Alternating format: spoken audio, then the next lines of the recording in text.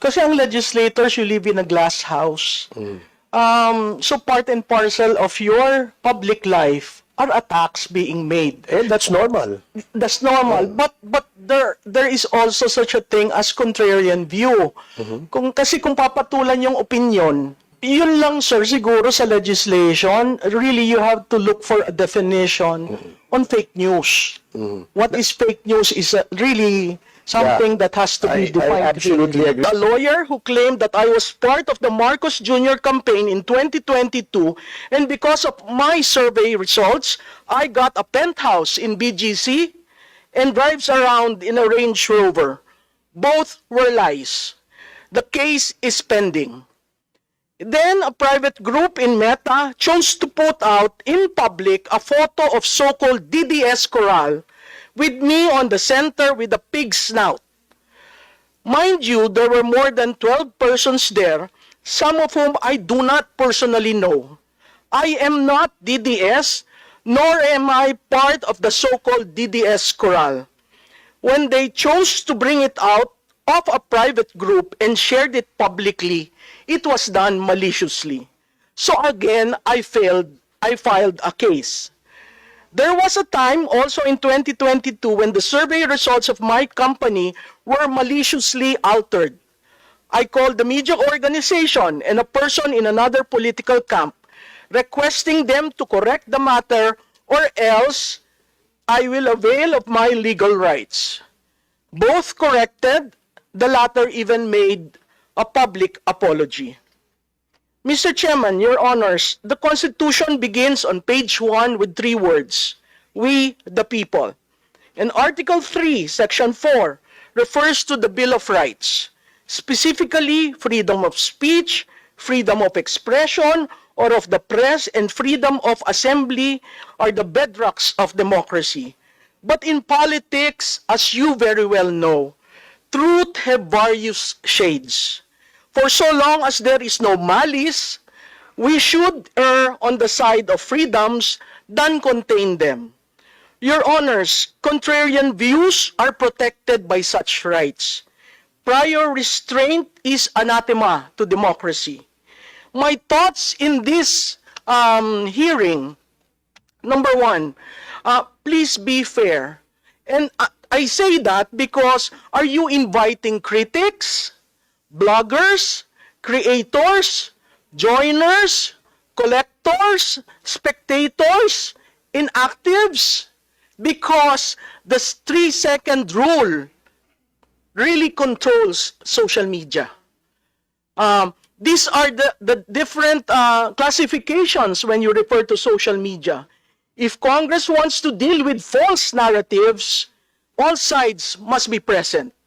Number 2, be careful of reported social media strategists who offer politicians, candidates, a plan on increasing followers. Your Honors, Mr. Chairman, followers are not voters.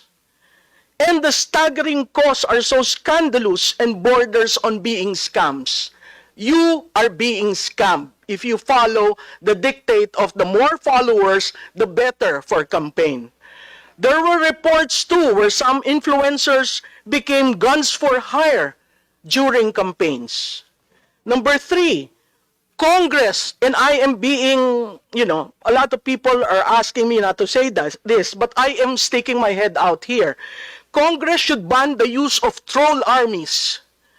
Troll farms represent a significant challenge in the digital age, blending cyber warfare with psychological manipulation. Addressing them requires technological innovation, regulatory frameworks, and public awareness to safeguard democratic discourse.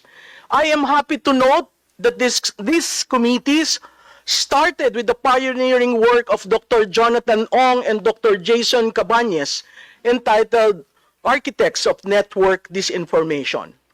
Number 4, near January 20, 2025, the inaugural of the U.S. President, Meta ended fact-checking and replaced it with community notes, which X was an early adopter of. This is an evolving matter that we need to consistently be aware of, as well as AI and deepfakes. Congress should study what has been done in various countries that have implemented measures to ban or regulate the use of troll farms and coordinated inauthentic behavior, especially during campaigns and elections. I am referring to some 11 countries here for you to consider. As far as EU is concerned, they came up with the Digital Services Act and the Code of Practice on Disinformation.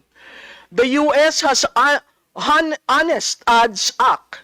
Germany has the Network Enforcement Act. France bans false information spread close to elections and mandates ad transparency. Brazil has fake news law that criminalizes the creating of fake accounts to spread election falsehoods. Taiwan recently criminalized foreign interference, including disinformation campaigns, with a fact-checking initiative to counteract troll army activity. Canada has Elections Modernization Act that prohibits foreign interference and mandates ad transparency. Australia has Electoral Integrity Bill criminalizing foreign interference and requires ad disclosure.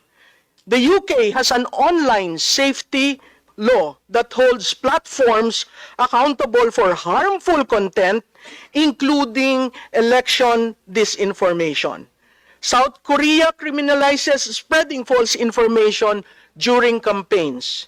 And Singapore, which was mentioned a while ago, allows government correction and removal of falsehoods. The 3-second rule is the controlling law in social media. And because of that, legislation has to be circumscribed and made quickly so that for the 2025 elections, we remove the disinformation effect of the troll farms. Thank you, Mr. Chairman, and your honors. Mr. Chair, just a clarification if I may. Go ahead, Congressman Art Barbers. Thank you, Mr. Chair.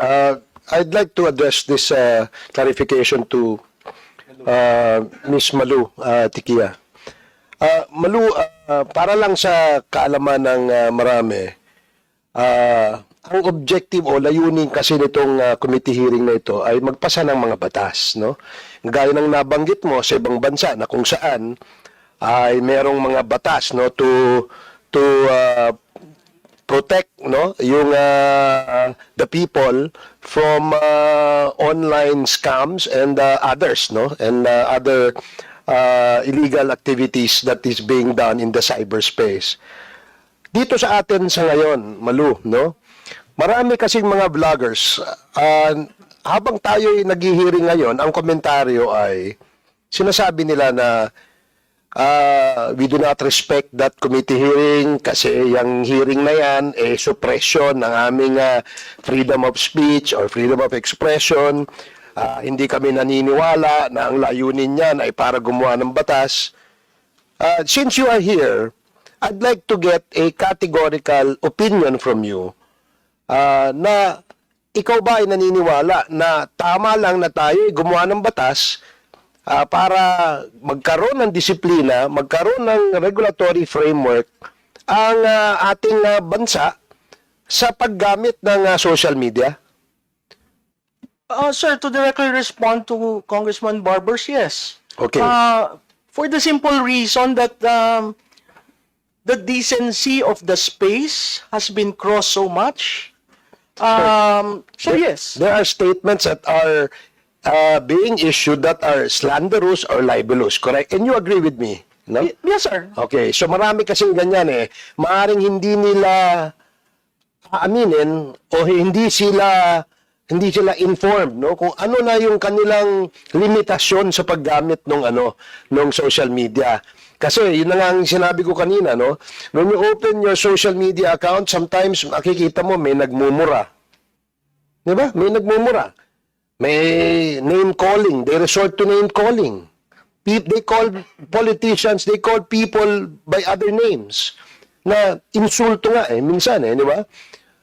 meron naman dyan nananawagan ng kaguluhan sa bansa. And these are the things that we want to check.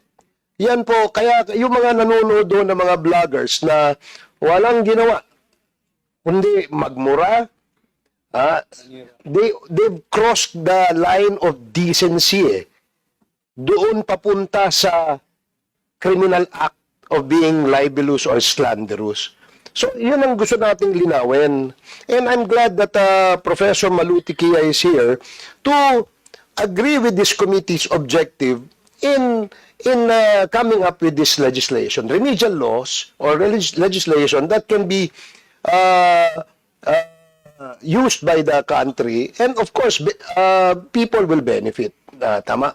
Sir, ako lang, kasi ang legislators, you live in a glass house. So part and parcel of your public life are attacks being made. And that's normal. That's normal, but there is also such a thing as contrarian view. Kasi kung papatulan yung opinion yun eh. Ngayon kung factual, kaya I brought I'm only referring to fake news peddling. yeah. Yung opinion, they can share, they can express their opinion 24 hours, 7 days a week, 365 days in a year. And no one will stop them from doing that. That's their right. Yes. And we know that and we respect that right. Thank you for that. Pero kapag you've crossed the line, created a story, created a news that is fake, and you peddled it, di ba? Teka muna, may pananagutan tayo sa batas. And you know that, di ba? Yes, sir. So, that's yun- very clear. We will not debate and argue about opinions. Yes. Because your opinion Yes. is I respect, Yes. and my opinion you should also respect. Yes. Diba? Ganun din po, this goes the same to all social media actors or bloggers, so to speak, no? Kasi, syempre, kayo nandyan sa industry yan, you control the narrative eh. Kasi kayo nandyan dyan, trabaho nyo siguro yan. Perhaps you even make money out of that, no? Especially to those who actually can monetize, no? Yung kanilang, ano ba, namo-monetize Yes, na, sir. Malu? Oh. That's why I said I am not a blogger or a vlogger because I do not earn from it. My meta page is my personal page. And to a certain degree, you really have to be responsible for what you say or what you do. Yun lang, sir, siguro sa legislation, really you have to look for a definition on fake news. What is fake news is really something that has to be I defined. absolutely agree with you, and that is why we're consulting and getting opinions from the experts, no? Yung ating members of the academe, like you're a practitioner, and the government agencies para makagawa po tayo ng batas. Yun lamang po ang ating layunin.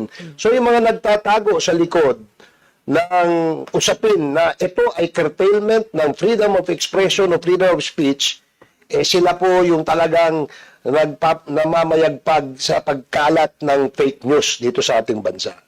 Mr. Chairman, the fact that I agreed to appear and honor your invitation, and I was given the chance to say what I want to say, I don't think that is curtailment of my right to express. And you're a perfect example and manifestation that indeed there was no curtailment of freedom of expression and speech in this committee hearing. Yes, Your Honor. Maraming salamat.